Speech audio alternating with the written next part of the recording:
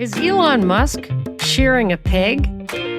We hear lots of squealing over at Twitter, but I doubt there'll be much wool. I'm Monica Perez, and this is today's Deep Dive. And it's probably the last deep dive you'll hear for a couple of weeks because I am doing a lot of traveling over the holidays, over the Thanksgiving holiday, which should be 2 days, but for me it's 2 weeks. So if you want to, I've got a whole lot of stuff lined up, Buddy Dives, Dive Master. I'm trying to get another Fat Mitch in the can. If you want to make sure you hear all of that and commercial free, subscribe to Deep Dives with Monica Perez on your favorite podcasting platform. I'll be sure to load that up with everything I got. I may have, I should say, I'm working hard on a hall pass, which I have not yet gotten, for meeting people in England. So I don't know if that's going to happen, but if you might be interested in having an English breakfast cocktail with me, or even if you just know where I can get an English breakfast cocktail, that's a very specific thing. If you know where I can get one of those in London, or you would want to meet me for one if I can get that hall pass, please email me at monicaperezshow@gmail.com. So now on with the show.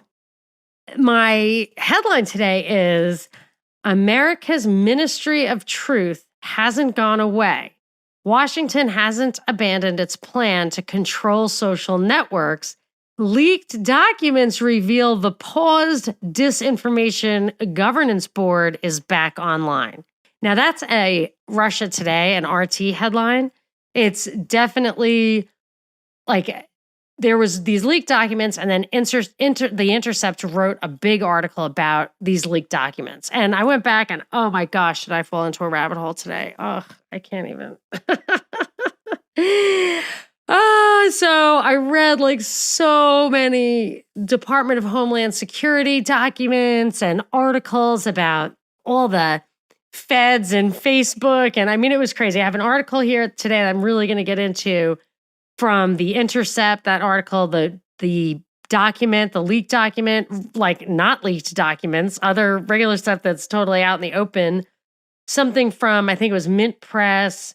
I've got a Newsweek article. There's just an overwhelming amount of evidence that the government is planning to and has been cooperating with social media, directing it, populating it with its employees. I want to get into some of that, but I think it's interesting that this is happening just when Elon Musk takes over Twitter, acts like he's going to make it this public square, he's going to de-censor people, but at the same time, he says it's not going to be a free-for-all hellscape. And furthermore, he's blowing it up, he's firing people, he burdened it with debt like you wouldn't believe, which, like, there's a lot of screwy stuff. So the firing, Facebook's firing people, Salesforce is firing people, Redfin is firing people. It seems to be in the normal course of business, but somehow I feel like this guy is going to go in there and look like he's blowing up Twitter and that it is a free-for-all hellscape, or, you know, maybe he'll get cold feet and start regulating. Maybe he'll say, you know, just like Obama was kind of against the war against brown people in the Middle East, and then he gets in there and he starts dropping a lot of bombs, and people, all like a lot of conservatives will say, well, once he got in there, he realized how important it was to do that. You know, they opened the books and he saw, you know, maybe Elon Musk will say, oh no, now I get it. Or maybe he'll just blow it up and the world will beg for government regulation of social media. They'll rewrite Section 230. I don't know what the PsyOp of Elon Musk is up to right now, but I feel like he may be sowing the seeds for making it look like he blew this up, that he's being stupid about it. One thing he did when he was firing all these people is he said, hey, we're losing $4 million a day. Now, that's not what Facebook said. It's not what Twitter said, but I quickly did the math because he just took on many billions of dollars worth of debt onto Twitter. It's like, it wasn't exactly a leveraged buyout, but you can put debt on it to buy out the equity, which it was a public company. So that's what he did. And it's throwing off now. It used to throw off $50 million of interest a year. Now it's throwing off $1 billion of interest a year, which if you do the math is around $3 million a day. So he's saying we're sucking up $4 million a day. Well, if $3 million of it is his interest, that makes him look like the bad guy, right? So at the same time that you're seeing Facebook and Twitter, Facebook and Salesforce and everything fire people, and there are reasons. I mean, I think that there may be nefarious reasons. Maybe they're firing all these people and later they'll hire back people from India who work remotely or replace everybody with AI. I don't know. But what they're saying does on its face hold water. They overhired during this kind of tech boom while everybody was locked down, and they thought it was the ushering in of a whole new world, which of course would have happened if the people could tolerate it. I always feel like they push you as far as they can, and then they give you breathing room when people are really jumping off buildings and stuff. So maybe they did expect it to be more whatever, but I thought it was significant that both Jack Dorsey from Twitter and Zuckerberg from Facebook said that it was their fault personally. I just feel like they're setting it up to be Elon Musk's fault personally. Well, when I screwed up, I admitted it. And just specifically on Saturday, Dorsey, who was the co-founder and CEO of Twitter, personally, I think that I know he was a model. I feel like he's always just been a face job. But regardless, he says stuff that I think he's told to say. He suggested that the firings were necessary because he had expanded too fast. This is a quote from Dorsey. I own the responsibility for why everyone is in this situation. I grew the company too quickly. I apologize for that. Okay, so he is taking responsibility for what other people might have said, hey, it was, everybody in the industry did it and the economy didn't turn out the way we thought. But at the same time, Zucker, just like over the last couple of days, said, this did not play out the way I expected. Not only has online commerce returned to prior trends prior to COVID, but the macroeconomic downturn, increased competition, and ads signal loss have caused ads signal loss? I don't know what that is, but I'm sure somebody does. Have caused our revenue to be much lower than I'd expected. I got this wrong, and I take responsibility for that. So these guys are taking responsibility, and I think it's to force Musk to take responsibility or to look like a blamer, when clearly he has some responsibility here. If he's saying it's the $4 million a day, I would say he is already responsible. And Musk has always felt like a PsyOp to me. He was just too brash. He got away with things that were absolute crimes. And it's not like he's John Corzine and can just do whatever he wants. He was absolutely responsible for breaking SEC rules. He was getting banned from, I don't know what, tweeting, I think maybe. I don't know, but he does so many things. The first time I smelled a rat from him was a long time ago, years and years ago, where he said, he doesn't believe in government regulation, small government guy, but one thing the government should be responsible for is AI. They have to regulate AI. AI is super, super scary. And I remember thinking like, oh, when some guy who you totally think is this massive libertarian, then he says, except for this one thing, like that's a big red flag to me. And then, but there's other stuff too. One is that he made his fortune getting billions of dollars of subsidies from the government, and maybe not just direct subsidies, but just being picked as a winner and getting those subsidies means that nobody else can really even compete with you. It's not like everybody's in the square and he gets a little extra money. He's the only one who could have given that thing loft because it wasn't commercially viable as a startup. So he had to get a lot of benefits from government. And I feel like, I felt the same way with Trump. Like his dad made the money with public housing. He made the money getting or he should have been making money, getting a casino license that he really shouldn't have gotten, especially while his sister was a federal judge. And he did not qualify because of his associations with some mob type people, but he got it. He got that DC post office, which people sued over because it just didn't make sense for him to have won that bid. Just when they're making money using the government through the back channels, and then they're successful, I don't feel like this is going to be your savior. But like Travis Kalanick, who was the equivalent of Elon Musk, but at Uber, he crashed and burned because he stood up to the feds who wanted to use his system for surveillance. And that was that.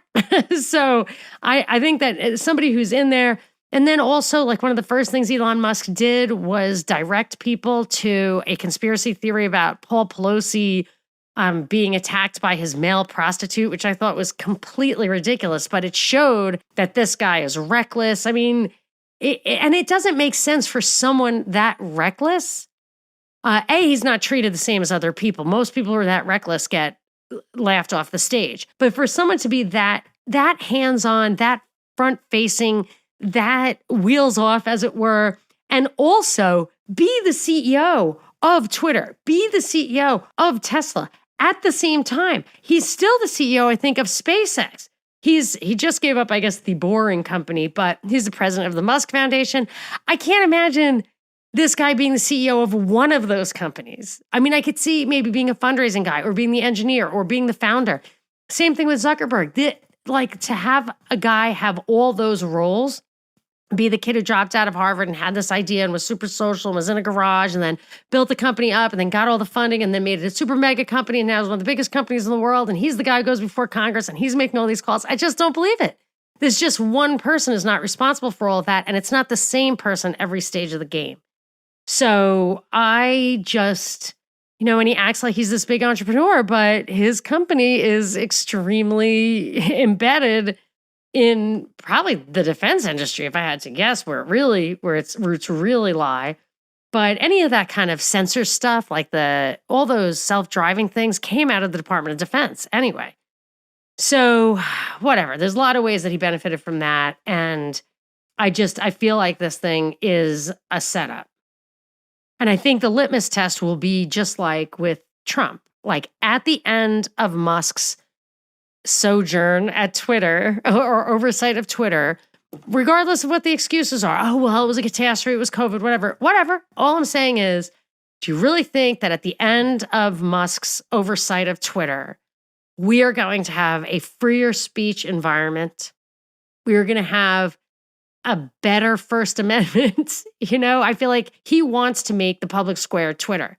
That's bad. We want the public square to be physical. We want to actually see people, because a lot of those people, a lot of that stuff that goes on online is not real. Now, he said he's going to ban anyone who posts under a different name. And by coincidence, this was when people were posting under his name as a joke. But a lot of these people are not real. Like, you do not want the public square to be virtual. It's so, that is one of the purposes of Google, as to the extent it was founded by the NSA, which was this crazy expose in this online magazine called Quartz, saying that it was in order to create these birds of a feather network where you might even be the only human being in it. It might be all AI or bots or feds or whatever. So that's how I fell into this massive rabbit hole where I'm reading these articles about how the social media coordinates with the government or is basically controlled by it. Now, Facebook arose the day like LifeLog, a federal operation that was identical to it, closed. So we've all kind of thought that that's how it works. But how it actually is working day to day was pretty well laid out in all these articles I read. First of all, Twitter and Facebook both claim that they do not coordinate with outside agencies. That's what they say, but they say it very specifically. There's an Intercept quote here that says, "We do not coordinate with other entities when making content moderation decisions, and we independently evaluate content in line with the Twitter rules," a spokesman for Twitter wrote in a statement to The Intercept. Okay, so as far as that goes, it's probably true. They don't coordinate with outside entities and they just follow the rules. But if the employees are feds and they are writing the rules, all you have to do is follow the rules. You don't have to coordinate with outside agencies. And that's exactly what's happening. So this was from a different article. It said they're highlighting this guy, Aaron, who is the manager of he works at Facebook. It says, "It is an uncomfortable job for anyone trying to draw the line between harmful content and protecting freedom of speech. It's a balance." Aaron says in a Facebook video, he identifies himself as the manager of the team that writes the rules for Facebook that determines what is acceptable and what is not. So him and his team effectively decide what content the 3 billion people see and what they do not see. That's that curation function. And this guy, until July 2019, was at the CIA. He was a senior analytical manager at the agency, and he became a senior product policy manager for misinformation. That's a mouthful, at Meta. But he was at the CIA for 15 years, and he was highly influential. Listen to what he did. He prepared, and this is crazy, he prepared and edited the President of the United States daily brief, writing and overseeing intelligence analysis to enable the president and senior U.S. officials to make decisions on the most critical national security issues, especially on the impact of influence operations on social movements, security, and democracy. Now, they didn't say anything like this in the Facebook video, but this is really important, what his function was, because that's called stovepiping. And when I used to do more reading and stuff about Colonel House and Woodrow Wilson and the beginning of the Council of Foreign Relations and how they could manipulate FDR into whatever they wanted because all they had to do was control the State Department or even just the one person that interacts with FDR, because if he only saw information that was given to him by these people. Now, this is a guy who's in a wheelchair, so he was dependent on other people coming to him. If he saw only the information they gave him, he would make only the decisions that fell out of that information, which is why the CFR and stuff always said, we just need to control the State Department. That's what this guy was doing. He was stovepiping the president for 15 years, it looks like. So, I mean, that's the guy. So he's the one who's curating not only the rules. I don't think it's as important, the rules about what gets taken down and put up. I think what's really important is what gets pushed up and pushed down. I mean, I never get taken off, but I'm totally shadow banned from everything. And I tried to advertise something on Facebook. I think I wanted to drive people to like a live stream I was doing, and it wouldn't let me. It said, your stuff is like misinformation about elections. And the thing I was trying to advertise had absolutely nothing to do with that. But I think I've been targeted because of the Garland experience, and that did nearly get me thrown off YouTube. But they don't actually throw me off. I just get no access. Let's see, it says here like how, 3 billion people use it. And that is the single greatest, the single most influential news source in human history by a lot, is what this article is saying. So these guys don't need to coordinate with any outside agency. It's just riddled with people from these outside agencies. And then even if those people were all to leave, the rules are written by them. And then I remembered what we were talking about with Jeremy Kuzmarov, like on Monday or last time I talked to him, maybe it was last week, where he had done these articles on how the government, our US, like anti-corruption stuff, will put businessmen in jail, domestic and foreign, or maybe mostly foreign. I think it was just foreign. But they will put them in jail if they don't like their practices, if they feel like their competitiveness. That's why I think that Huawei chick was detained for years in Canada. It's just blackmail. It's hostage taking. And Facebook is this giant monopoly. Yes, they will benefit from regulation. Like, I think that the big guys, incumbents always benefit from regulatory barriers to entry because they're on the inside, they have the money, they know how to do it. And startups who want to compete with them on the basis of free speech and stuff would have to build this entire regulatory apparatus. Very unlikely to do. But Facebook has been calling its own shots. Like it's supposedly saying, oh, we're self-regulate. I think Elon Musk will finally end that. And I think Facebook would like it if it were out, regulated from the outside. I mean, I personally think Facebook is a government entity and always has been. However, to the extent that it's a public company and they have to answer to shareholders, and in order to keep that facade alive, they have to run it like a company. So they could even use as an excuse if the chips hit the fan. They have to cooperate or the government will make it hard for them. But listen to this other guy who works there. There was just so many crazy things. I have so many show notes because oh my gosh, I read so many articles today that it'll be hard even to sift through the links that I have, but they will be on monicasdeepdives.com. So here is Scott Stern. He was a targeting officer at the CIA, rising to become chief of targeting. His role was to help select the targets for U.S. drone strikes. Today, he is a senior manager for risk intelligence for Meta's misinformation and malicious actors program. So he's going to drone you. He's going to drone your Facebook page. And the article, which was in, I think it's called Monthly Report, but it looks like it was an article that they reprinted from Mint Press. It says, hopefully he's more accurate at Facebook than at the CIA, where the government's own internal assessments show that at least 90% of Afghans killed in drone strikes were innocent civilians.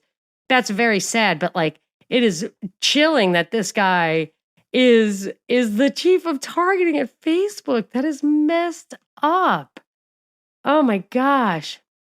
That article, that was a good one. That says Facebook has recruited dozens of individuals from the CIA, as well as many more from other agencies like the FBI, the Department of Defense. These are hires primarily in highly politically sensitive sectors such as trust, security, and content moderation, to the point where it becomes difficult to see where the U.S. national security state ends and Facebook begins. TikTok is flooded with NATO officials. I did not know that. And former FBI agents abound at Twitter. Reddit is led by a former war planner for the NATO think tank, the Atlantic Council, but the sheer scale of infiltration at Facebook blows these away. It is utterly swarming with spooks. Wow. And I remember Binkley played me a clip of a chick, Yael Eisen. What the hell was her name? Hold on. I might have erased it. I had her name here. Her first name was Yael, Yael. And she was like an unabashed big-time CIA agent who was in Facebook running some political thing.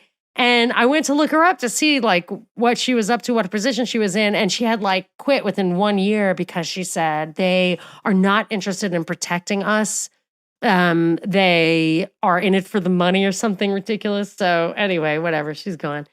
But that was just some crazy stuff coming out of the whole Facebook thing. All right, I have some more. Let's see how more I can get. Oh, okay. So then I went to like government stuff itself. And this is interesting. This whole thing started with, what's it called? The Disinformation Governance Board. Okay, like I think they might have thrown that out there as like, I don't know if you call that a red herring or what, but it made people crazy and then it was immediately closed down. It was like massive censorship thing.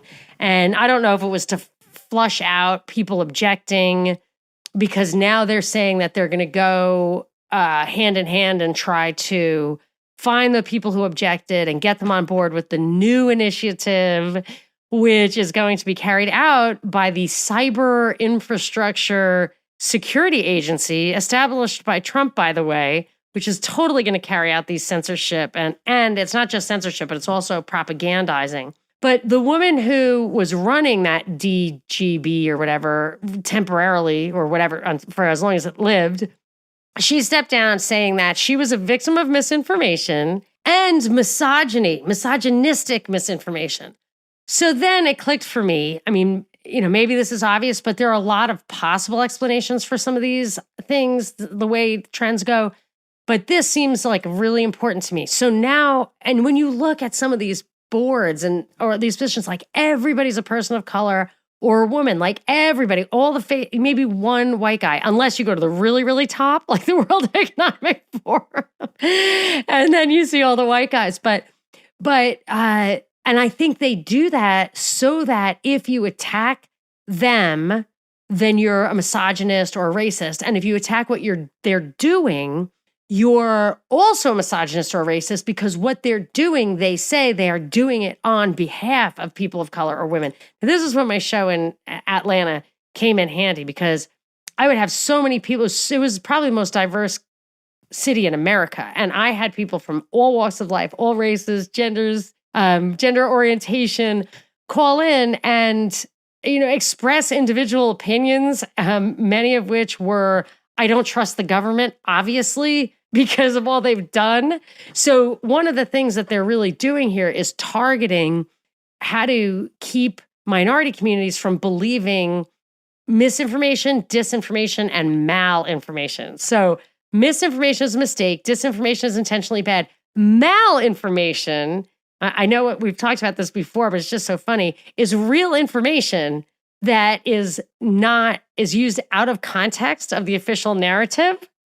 So like mask wearing stats or vax stats that don't agree with the official narrative is malinformation. There was something else. Subversive data was another thing I saw. Subversive data. So it's data, so it's real, but it's subversive. So when I read this stuff, I realize that they need to couch it all in race and gender, not just to give them an excuse to do it, but to keep anyone from criticizing it. I mean, it's an old trick, but it's so central. Let me read. This was from the White House. I've read this to you before, but it came up as being more interesting to me today or important again. So it's a White House press thing on the White House website. The DHS review found that the two most lethal elements of today's domestic terrorism threat are, one, racially or ethnically motivated violent extremists who advocate for the superiority of the white race. And that's just I think it's probably any just white person or any person like Kanye. What did he say? That thing he said about white lives matter. Yeah, see, he would count, I think. And the other thing was anti-government or anti-authority violent extremists, such as militia violent extremists. But are all militia violent extremists? Like militia is in the freaking Constitution. But anti-government or anti-authority, like, I mean, this is like 1984. I mean, any objection to government. I mean, this is all about the First Amendment, just shutting that stuff down. But anti-authority, like, I feel like, what am I, a kid? And you're my daddy? Like, why is anti-authority like a crime? They need to be checked. Read our foundational documents. And here's what's crazy about this. So the chick steps down because of misinformation and misogyny, because everything that anyone says against her is by definition wrong, because she gets to decide what's wrong or not wrong, right? And anybody who objects to her is misogynistic because anyone who disagrees with what she's doing or who she is misogynistic. And it reminded me of Cass Sunstein's conspiracy theory and Adrian Vermeule, I think his name was, conspiracy theory document, where he said conspiracy theories are so difficult to deal with because they have this self-sealing quality that anyone who disagrees with them is in on the conspiracy. And this is a chick who actually did say that the Hunter Biden laptop, was the product of a Trump-driven conspiracy and not real. So she is a conspiracy theorist. I mean, this thing, I think its head is disappearing up into its own butthole at this point. So according to a draft copy of the DHS Quadrennial Homeland Security Review, the strategies in coming years will include targeting inaccurate information on a wide range of topics, including, so this is important, I think, the origins of the COVID pandemic and the efficacy of COVID vaccines. So this is August 2022. They're forward-looking. They're going to suppress information on the origins of the pandemic. And it's just coming out that it was definitely manufactured. And that's what I said when I was sick with it. I was like, I can feel the chemist here. The efficacy of the vaccines. Wow, they're going to, whatever. It's out. Racial justice. Inaccurate information on racial justice. And the U.S. withdrawal from Afghanistan. And the nature of U.S. support to Ukraine.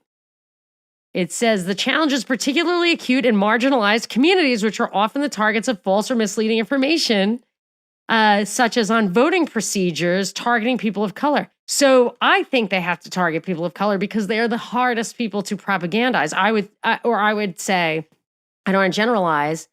Absolutely. I mean, I have heard that it's a theory anyway that people who come from countries like Hispanic countries and don't speak English don't get as propagandized. I think they're really like this stuff actually has their websites that propagandize people about COVID and election, all that information are in Spanish also. So they are getting hit with the propaganda. But the African-American community in Atlanta was very resistant to government propaganda. I mean, you know what? I have to say it was very age specific. So it seemed like middle-aged guys would call me, middle-aged men and women would call me. But now I think the younger generation is, homogeneous throughout the country in their susceptibility. If you're born and raised in this country right now and you're 20 years old and you're a native English speaker, I feel like you are not escaping the propaganda no matter what. Like I think everybody's equally propagandized now. But that's because of stuff like this. That's because of having NATO and TikTok. Like, that's exactly why. But the thing that was weird about this as a leaked document is that it was redacted. Like, there was redactions in it. And I'm like, it's leaked and redacted? Okay. I mean, I believe it, but whatever. So let's see. Is there any more I've got here on this stuff? Oh, yeah. This chick, Jen Easterly, Biden's appointed director of this thing that came under the Trump administration, the Cyber Infrastructure Security Act, something like that. She said she would shift resources to combat the spread of dangerous forms of information on social media. Quote, one could argue we're in the business of critical infrastructure, and the most critical infrastructure is our cognitive infrastructure. So building that resilience to misinformation and disinformation, I think, is incredibly important. So they're studying. Oh, did I tell you about this Christchurch thing? That Biden, one of the things that he did in an effort to resist fight domestic terrorism, signed up on the Christchurch call. And that, it's number one. It's an international organization with like 120 countries signed up for it. And one of the main initiatives, the first thing on the website, is that they are studying how algorithms affect the information ecosystem. So that's something that's really happening right now. It's like, you think they know it all. They don't know it all. They're figuring it all out, but they're studying it intensely. They're running experiments, from what I can tell, on how information spreads. I think that's how I got my WordPress site taken down. It's like they put a fake story on the BBC, and anyone who picked up on it got taken down. And I thought I thought what they were actually doing, and I still think, was seeing how fast misinformation or disinformation or real true information or whatever spreads. Almost like that radioactive dye sometimes you have to swallow to do certain kinds of like imaging for medical purposes. I feel like they were just making the world swallow this dye to see how far it went into the capillaries and lymph nodes and stuff. Okay, yeah, so this is a lot, but I think it's worth reading. This is straight out of this Intercept article. In June, the DHS Advisory Committee of CISA, this agency, which includes Twitter's head of legal policy, trust, and safety, Vijaya Gadde, and I don't know if that person's still there since Elon Musk cleaned house over the past couple of days, but it said University of Washington professor Kate Starbird, they drafted a report to the CISA director calling for an expansive role for that agency in shaping the information ecosystem. The report called on the agency to closely monitor social media platforms of all sizes. This is the Twitter guy is saying this, among other people. To closely monitor social media platforms of all sizes, mainstream media, cable news, hyper-partisan media, talk radio, and other online resources. They argued that the agency needed to take steps to halt the spread of false and misleading information with a focus on information that undermines key democratic institutions, such as the courts, or by other sectors such as the financial system or public health measures. So you just can't object to anything. This is not self-governance. This is not democracy. This is such a they're stovepiping the world. So it goes on to say that CISA should invest in external research to evaluate the efficacy of interventions, specifically with research looking at how alleged disinformation can be countered and how quickly messages spread. See, this is what I think. They recommend the use of third-party information sharing nonprofits as a, quote, clearinghouse for information to avoid the appearance of government propaganda. Which it is. Oh my gosh. Okay. To accomplish this, the draft quadrennial review calls for DHS to leverage advanced data analytics technology, go figure, hire and train skilled specialists to better understand how threat actors, and that's vaguely defined, use online platforms to introduce and spread toxic narratives, vaguely defined, not defined, intended to inspire or incite violence, defined, as well as work with NGOs, non-governmental organizations, and other parts of civil society to build resilience to the impacts of false information. Now, if you believe that, the definitions that they want you to believe of those words, then, yeah, maybe it's fine, even though maybe not. But all they're really talking about is building resistance to any narrative that is not consistent with the official narrative. Remember, anti-government stuff is at the heart of this. Is one of the two main goals here is to squash anti-government information, feelings, narrative. I don't know. So yeah, there's a response here.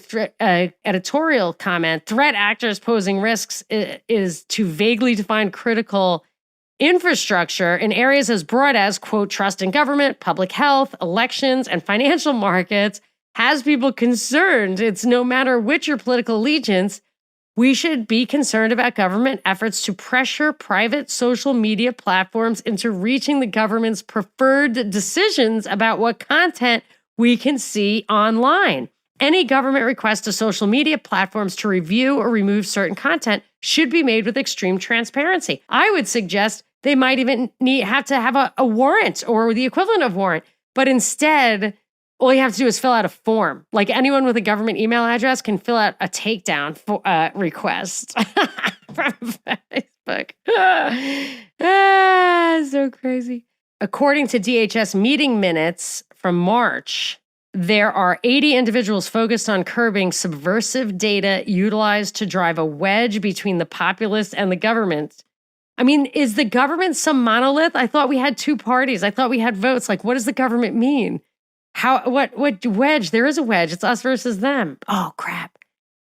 I bet I get, well, I never do seem to get in trouble anymore. I think because they deplatformed me from the stuff that really gave me a lot of breadth. And I think like the reason WSB, like you have to really lock down radio and stuff is that online, like with podcasting and stuff, people are only listening who want to listen, who know about you, who's like heard it, and like they don't have to listen. But when you're listening to the news, traffic, and weather, like on the radio on the way home, you hear Eric Erickson, you hear the other person, you hear those viewpoints. It's a push, not a pull.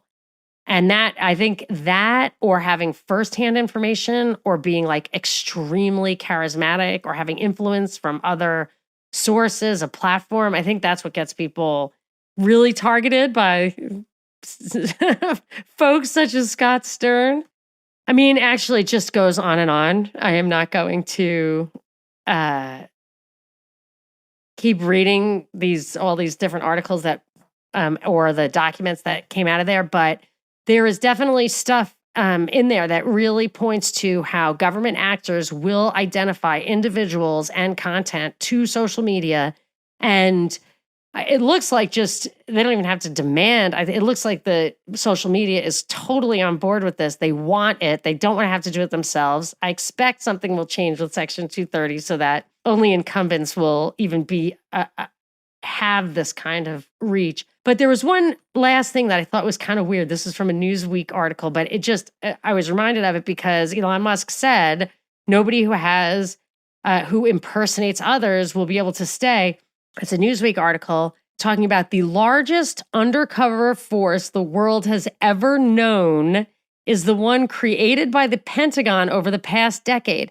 Some 60,000 people now belong to this secret army many working under masked identities and in low profile, all part of a broad program called signature reduction. The force, more than 10 times the size of the clandestine elements of the CIA, carries out domestic and foreign assignments, both in military uniforms and under civilian cover, in real life and online, sometimes hiding in private businesses and consultancies, some of them household name companies.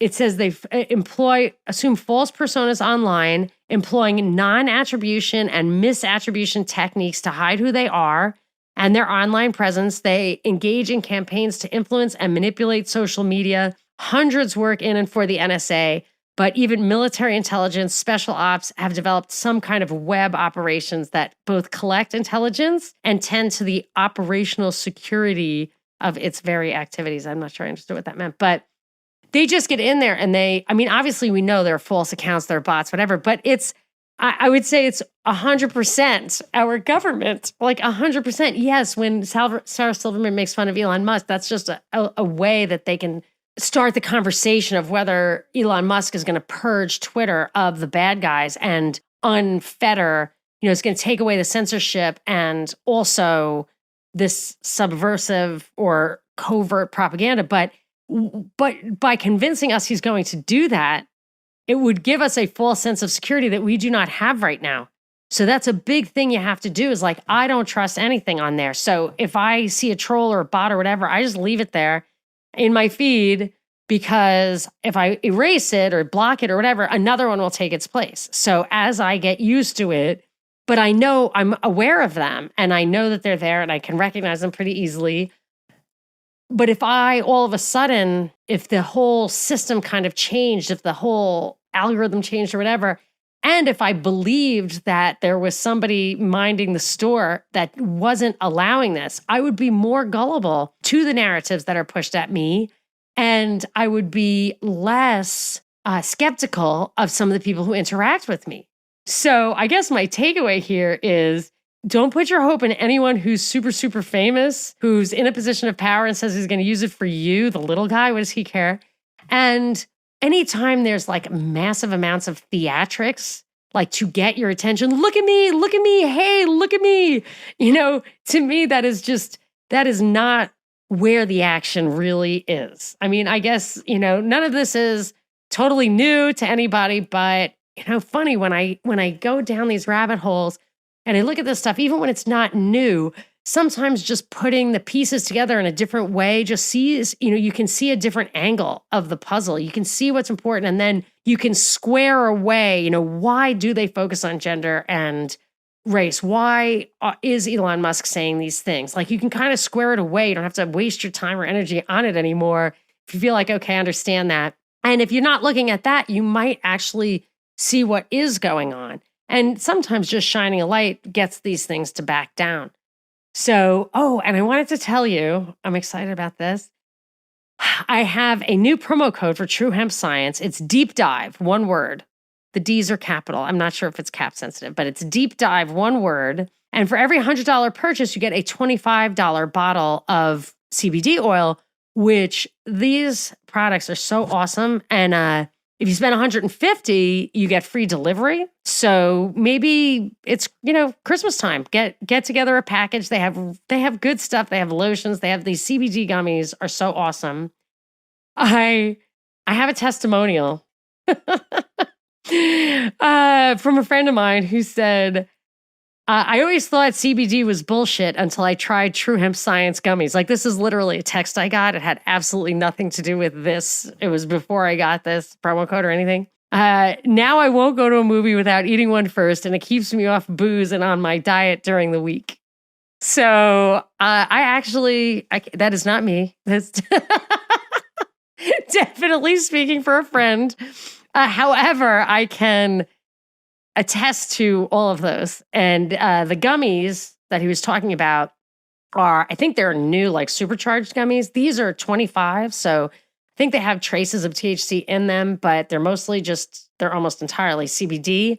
I mean, I think a half is probably, if you just want to sleep well or whatever. But if you are not sure if CBD is like a real thing or not a real thing, I recommend a test run with the gummies. So if you are going to make a $100 purchase there, the gummies are nowhere near that much, but you buy a few things. Use the promo code Deep Dive. That's at truehempscience.com. I hope you, hey, send me a testimonial. MonicaPerezShow@gmail.com. I am Monica Perez. And if you enjoyed this podcast, please share it on social media or with someone you think would also enjoy it.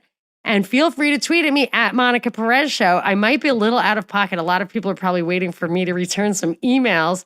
And I am going to do that when I can catch my breath because I'm going to be out of town for a couple of weeks. I will catch up on my emails before then. And I have a lot of content for you while I'm gone. So I don't post every day in the Propaganda Report, but I will post extra stuff in Deep Dives with Monica Perez on your favorite podcasting platform. And for the show notes, go to monicasdeepdives.com.